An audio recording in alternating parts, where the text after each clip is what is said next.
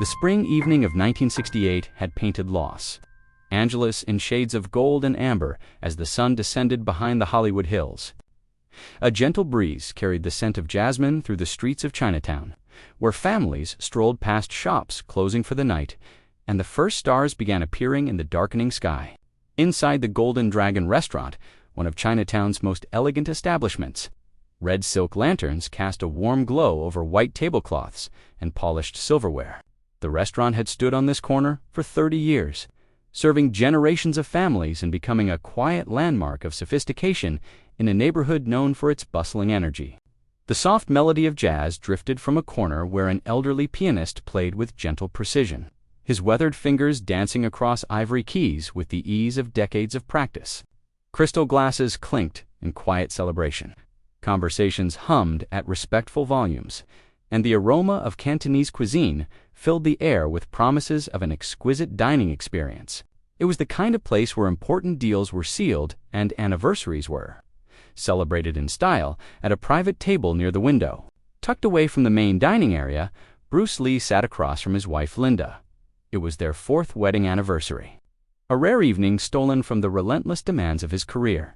Bruce wore a simple black suit that accentuated his lean, powerful frame, while Linda looked radiant in a cream-colored dress that caught the lantern light beautifully. For once, there were no students to teach, no films to discuss, no demonstrations to prepare.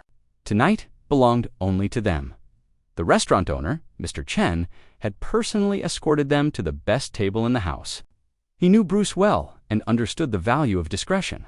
The other diners, a mix of Hollywood executives and wealthy businessmen, paid little attention to the quiet couple by the window. They had no idea that the unassuming man holding his wife's hand possessed skills that would become legendary around the world.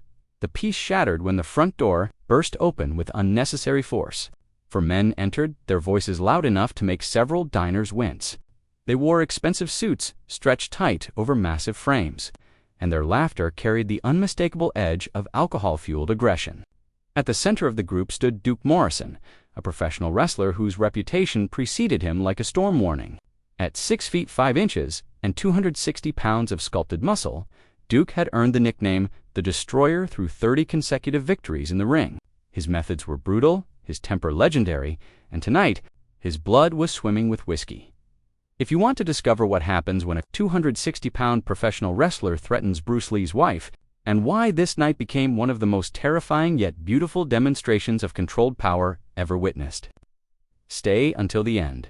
You won't regret it. Bruce noticed the disturbance, but chose to focus on Linda. He reached across the table and gently squeezed her hand. "Ignore them," he said softly, his voice carrying that distinctive calm that defined him. "Tonight is about us. You've waited weeks for this dinner." Linda smiled, though her eyes flickered nervously toward the rowdy group now demanding the largest table in the restaurant. "I know. I just want one peaceful evening with my husband. No martial arts, no Hollywood, no students." "And you shall have it," Bruce promised, raising his glass of tea in a small toast. "To 4 years of putting up with me," Linda laughed, the tension leaving her shoulders. "To many more years of adventure." But fate had different plans for their anniversary. Duke Morrison and his companions had settled at a table in the center of the restaurant, ordering bottles of expensive wine and growing louder with each passing minute. The waitstaff approached them with visible trepidation, and one young waiter nearly dropped his tray when Duke grabbed his arm and barked a crude joke. The manager, Mr. Chen, watched helplessly. These men were dangerous, and calling the police would only escalate the situation. It was during the main course that Duke's wandering eyes found Linda. She was easily the most beautiful woman in the restaurant, and Duke had never learned the meaning of restraint. He nudged one of his companions and pointed openly at her, making comments loud enough for nearby tables to hear. His dark eyes shifted almost imperceptibly toward the group, assessing, calculating, but he set down his chopsticks calmly and returned his attention to Linda. "The duck is excellent tonight," he said, as if nothing had happened. Linda tried to smile, but she had heard the comments. Her cheeks flushed with embarrassment and a growing sense of unease. "Bruce, maybe we should leave." "No," Bruce said gently but firmly. "We will finish our anniversary dinner. They are nothing but noise." But Duke Morrison was not accustomed to being ignored. The alcohol had stripped away whatever social inhibitions he possessed, leaving only the primal aggression that had made him successful in the ring. He pushed back from his table and began walking toward Bruce and Linda, his massive frame casting a shadow over the other diners as he passed. The restaurant fell gradually silent. Conversations died mid-sentence. Forks froze above plates. Everyone sensed what was coming, and no one dared intervene. Duke stopped directly beside their table, looming over Linda with a predatory smile. Well, he slurred, his breath thick with whiskey. What's a gorgeous thing like you doing with this little Chinese guy? You should be sitting with real men. Bruce set down his napkin with deliberate calm and rose from his chair. His movement was fluid, unhurried. Yet somehow he was now positioned between Duke and Linda. The contrast between them was almost absurd. Duke towered over Bruce by nearly a foot and outweighed him by at least 100 pounds. "Please return to your table," Bruce said, his voice quiet, but carrying an edge that made Mr. Chen shiver from across the room. "We are having a private dinner." Duke laughed, a harsh sound that echoed off the walls. "Private dinner?" "I don't think so, little man. I go where I want, and I take what I want." Before anyone could react, Duke's massive hand shot out and grabbed Linda's arm, his thick fingers digging into her flesh. Linda gasped in pain and fear, her eyes wide with shock. Something changed in Bruce Lee's eyes at that moment. The calm remained, but beneath it surfaced something ancient and dangerous. Something that spoke of countless hours of training, of a warrior's spirit that had been honed to razor sharpness. It was a transformation witnessed by few and survived by fewer. "Remove your hand," Bruce said, and his voice had dropped to barely a whisper. "Now," Duke grinned, squeezing Linda's arm tighter. "Or what I break people for a living, little man. I've snapped bones thicker than your whole body." The three other wrestlers had risen from their table and now stood behind Duke, forming a wall of muscle and menace. The largest of them cracked his knuckles with theatrical slowness. "4 of us," Duke announced with drunken confidence. "1 of you, and your pretty wife is coming with us." What happened next would be recounted in whispers throughout the loss. Angela's martial arts community for years to come. Bruce moved. The word seemed inadequate to describe the blur of motion that followed. His right hand shot forward, 2 fingers extended, and struck a precise point on Duke's wrist. The effect was instantaneous. Duke's grip on Linda's arm released as if his hand had been disconnected from his brain. A howl of pain erupted from his throat as the nerve strike sent electric agony shooting up his arm in the same fluid motion. Bruce had guided Linda behind him, placing his body as a shield between her and the 4 men. His feet had repositioned in a stance that seemed relaxed, yet coiled with lethal potential. Duke clutched his paralyzed arm, his face contorted with rage and disbelief. "You're dead," he snarled, and threw a massive right hook that would have decapitated an ordinary man. But Bruce Lee was not ordinary.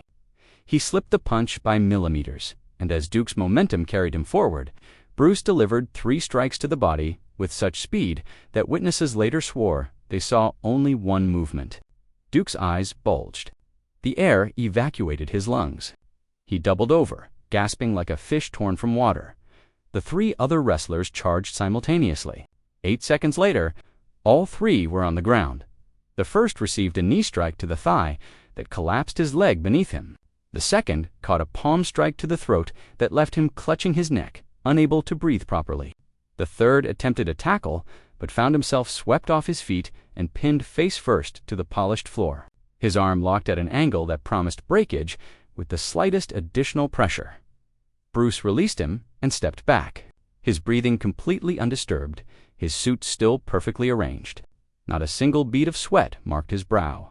Duke Morrison, still struggling to breathe, reached into his jacket and produced a knife. The blade gleamed under the red lantern light, 6 inches of sharpened steel held in a trembling but determined grip. The entire restaurant gasped collectively.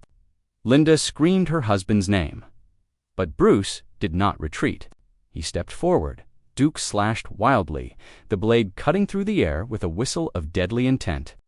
Bruce's hand moved like a striking cobra, intercepting the knife hand at the exact moment of extension, locking the wrist in a grip that applied pressure to 3 separate nerve points simultaneously. and twisting with precise calculated force, the blade clattered to the floor, spinning away harmlessly across the polished wood. Duke found himself on his knees, his wrist trapped in a grip that felt like iron wrapped in silk, Bruce's free hand hovering an inch from his exposed throat, fingers positioned for a strike that would never need to come. The silence that followed was absolute. Every person in the restaurant held their breath. "I could end you right now," Bruce said, his voice soft, almost gentle. "One strike. Your windpipe collapses. You die on this floor, drowning in your own blood. That is what you invited when you touched my wife." Duke's eyes were wide with terror. All arrogance had evaporated, replaced by the primal understanding that he was facing something far beyond his comprehension. "But that is not who I am," Bruce continued. "Violence without purpose is weakness. Strength without mercy is just brutality." He released Duke's wrist and stepped back. The massive wrestler collapsed forward, shoulders heaving with sobs. The entire confrontation had lasted less than 15 seconds. Duke knelt on the restaurant floor, tears streaming down his face. "I'm sorry," he choked out. "Please." "I'm sorry." Bruce knelt to meet him at eye level. When he spoke, his voice carried not anger, but something resembling compassion. Strength is not measured by who you can destroy. It is measured by who you choose to protect and who you choose to spare. He offered his hand and helped Duke rise to his feet. The wrestler stood there, broken in spirit, if not in body, unable to meet Bruce's eyes. His 3 companions were helped up as well, all of them mumbling apologies. Their earlier bravado completely shattered. The restaurant erupted in spontaneous applause. Mr. Chen rushed forward, tears in his eyes, insisting that Bruce's dinner was on the house, that he would never forget what he had witnessed tonight. Bruce simply nodded graciously and returned to his table. He took Linda's trembling hand in his and raised it to his lips. "Now," he said, with a gentle smile, "where were we? Happy anniversary, my love." Linda wiped tears from her eyes, though whether from fear, relief, or overwhelming love, she could not say. "That was terrifying," she whispered. "And beautiful. I've never seen anything like it." Bruce's thumb traced gentle circles on the back of her hand. "I will always protect you, Linda, always. That is my promise. Tonight and every night." They finished their dinner as if nothing had happened, to people deeply in love, sharing quiet conversation and gentle laughter, while the restaurant buzzed with whispered amazement around them. 3 weeks later, Duke Morrison appeared at BruceLee's school in Oakland. He was sober, humble, and carrying a handwritten letter of apology that had taken him days to compose. His hands trembled as he stood in the doorway, uncertain whether he would be welcomed or turned away. He asked not for fighting lessons, but for wisdom. He wanted to understand how a man so capable of destruction could choose mercy instead, how someone with such devastating power could possess such profound restraint. Bruce accepted him as a student, not of Jeet Kune Do, but of something more fundamental, of restraint, of purpose, of the understanding that the greatest warrior is not the one who conquers others, but the one who conquers himself.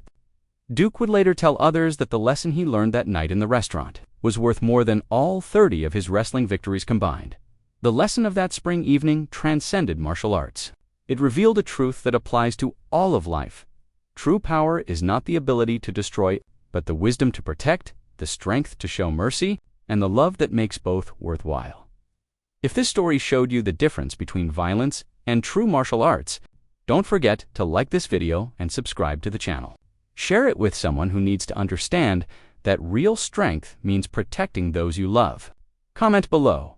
What would you do to protect the ones who matter most to you?